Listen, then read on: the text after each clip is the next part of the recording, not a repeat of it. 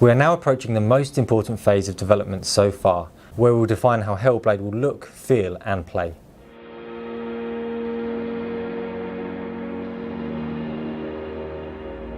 The goal is to create a small section of the game, about 10 to 15 minutes in length, to a near finished standard. This is what we call a vertical slice, and it's something that we've done for all of our games, but this time the stakes are higher. The independent AAA model is an experiment to see if we can do a AAA quality game, but with an indie-sized team and budget. And the vertical slice was going to be a crucial test for this model. So far we've worked out new ways of working for every part of the game. We had a test scene we shot in our capture studio, the basics of our combat engine up and running. We had an idea of how to build the world in Helheim, some music recorded by Andy LaPlaga, and an approach for creating enemies. Making them all work together in gameplay would be a major challenge. Dan started working on a new type of environment, a forest, set in the outskirts of Helheim. Balázs took the test scene that we shot in our last dev diary and placed it within this setting. And to fill out some of the story elements, we turned to Side UK in London. They helped us cast actors and record some dialogues for use in the vertical slice. Feel your way towards the source. With that, we started introducing some non-combat based gameplay into the level, based on our ideas for story and altered perception. We had a new character design which we modelled and textured and animated, and in tandem the coders and gameplay team were working on the AI systems to make sure that he's fun to play against. After 10 weeks of work, we had a level in place that could be played from start to finish, but this is just the beginning of the process.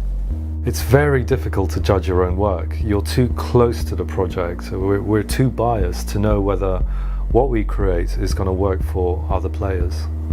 We have a small room set up in the studio equipped with a mic and a camera.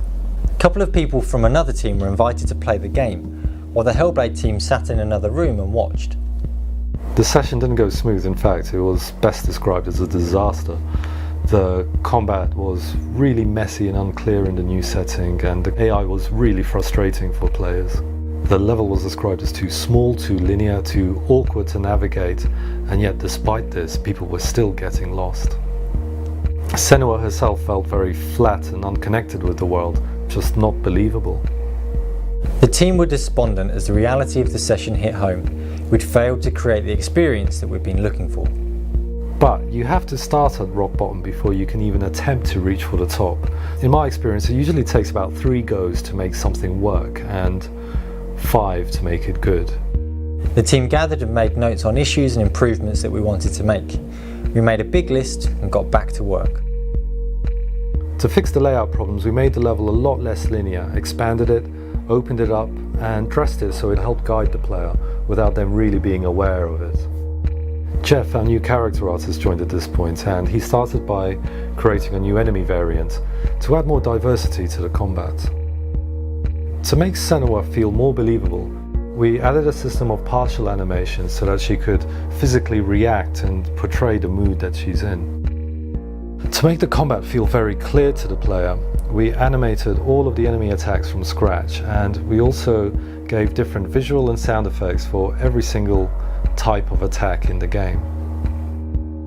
4 weeks later, we were pretty confident that we'd addressed most of the issues, so we ran another playtest. As we watched the playtest session, the game pretty quickly unraveled before our eyes. Now, it wasn't as bad as the last time, so at least we knew we were going in the right direction, but it was clear we still had a lot of work to do. Sony at this point invited us to get the game into the hands of journalists at a pre-E3 event called Judges Day.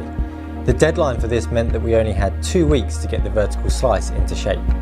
And so we created another massive list, but with only 2 weeks left, it was looking pretty tight at this point. The initial vertical slice took 10 weeks to put together. The second pass took 4 weeks, and the third, 2 weeks.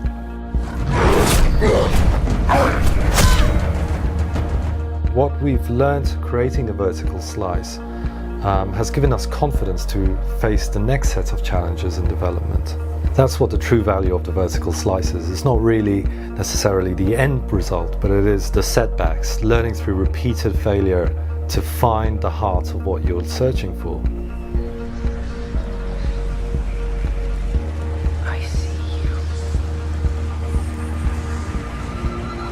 The final playtest of the vertical slice will be in the hands of the journalists at Judges' Day. We'll be presenting the game behind closed doors and we'll find out if our work has paid off. Regardless, we'll be sharing the highlights of the vertical slice before E3.